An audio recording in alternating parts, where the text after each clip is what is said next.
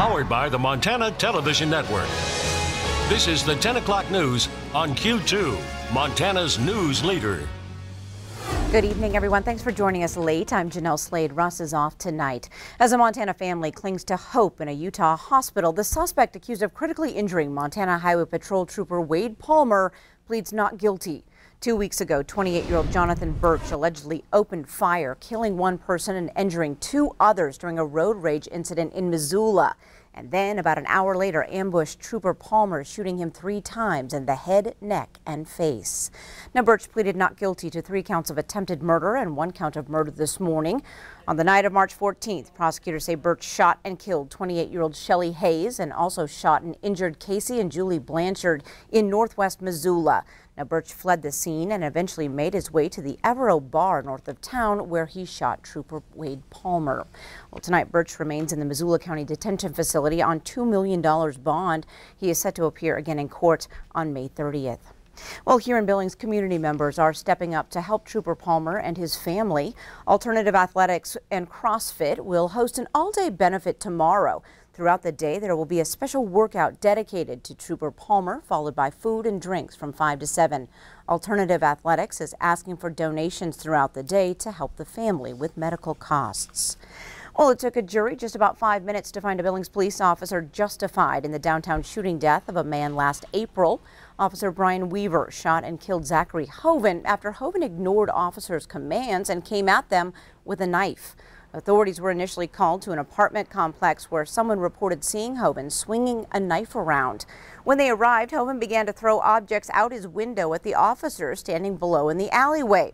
A taser did not stop Hoven, so 2 officers, including Weaver, went inside. That's when Hoven emerged from a room with a knife attached to his hand and refused to stop. Weaver shot him 3 times in the torso.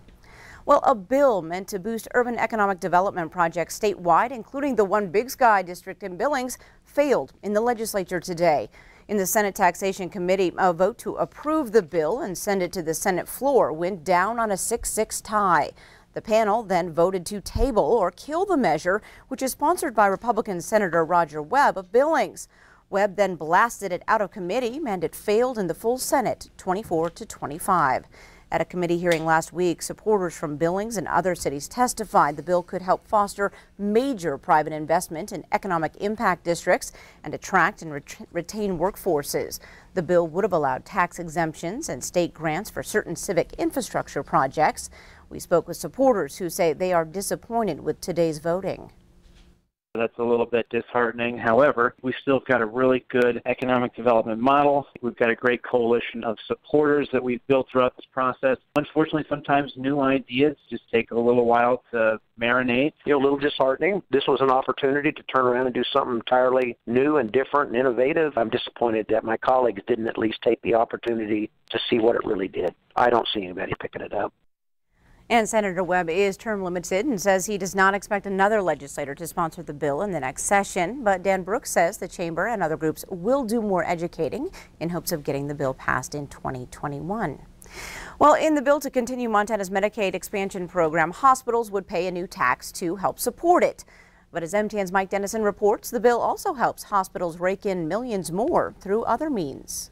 If the bill to continue Medicaid expansion in Montana becomes law in its current form, hospitals in the state will pay a 0.875% tax on outpatient services.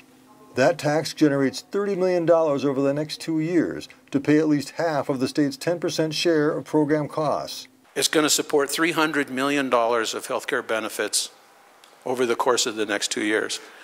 And that's benefits to all of the medical providers who deliver services.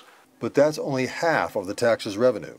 The other half, through a fund matching process involving the state and federal governments, generates an additional $100 million a year for the hospitals. The bill from Republican Representative Ed Buttrey also increases something called the hospital bed tax, which almost all Montana hospitals pay. In turn, that tax, using the same matching process, creates another $200 million a year for Montana hospitals. But Olson and Buttrey say this revenue is not a windfall. They say it helps hospitals offset the cost of treating so many additional patients covered by Medicaid, whose reimbursement amounts don't cover hospital costs of providing the service. Remember, anything that's below the cost of the service provided that they get reimbursed gets cost shifted to folks that have insurance policies and self-pay. So this is not a tack by the hospitals to get rich. This is a tack to help them pay for the services that they have to provide. This tax revenue generated for the hospitals through Medicaid expansion comes on top of more than $500 million hospitals have been paid in the last 3 years for patients covered by the program. Olson says that money has meant less bad debt, less charity care at the hospitals, stable prices, and more services from hospitals. We have a number of hospitals that have not raised their rates in the last 2 or 3 years. We have a number of hospitals that have been able to provide additional services. That's what lawmakers will decide as they debate this issue. Is this huge overall investment in the healthcare system by taxpayers and hospitals worth the return? Reporting from the Capitol, Mike Dennison, MTN News. All right, thanks so much, Mike. Now, the Montana House is scheduled to debate and vote on the Medicaid expansion bill tomorrow. Well, turning to weather, Bob, we are seeing the effects of all the melting snow, but how much snowpack do we actually have left? Yeah, that was the big question because we've melted a lot of it down at lower elevations. So we went and took a look at the Montana snowpack, and as you can see, this is represented as water equivalency as a percentage of normal. And as you can see, down towards the upper Yellowstone Valley, that is at 108% of normal for this time of year. So we're doing okay up in the mountains there. Bozeman, 109%. You see 114 towards the southwest by West Yellowstone, 105% in the Jefferson drainage area, but it gets a little thin once you get towards the high line. We're like 82 and 81% of normal up in those areas. Meanwhile, in Wyoming, it's the same story. Everything in green are showing anywhere from 90 to over 100% of normal up there, although the Sheridan area was only 81% of normal, so they're a little low in snowpack. Also by Casper, look at that, 123% of normal. So we still got a lot of snow up at the mountain, so still got a lot of snow and maybe a lot of, maybe some more water for our summer, so that's good news as well. We'll have more in your forecast, though, coming up in a few more minutes. All right, thanks so much, Bob. Although much of the snow has melted away, we're not past flood stage just yet. Earlier today, Q2's Rob Griggs was out and about to bring us an overview.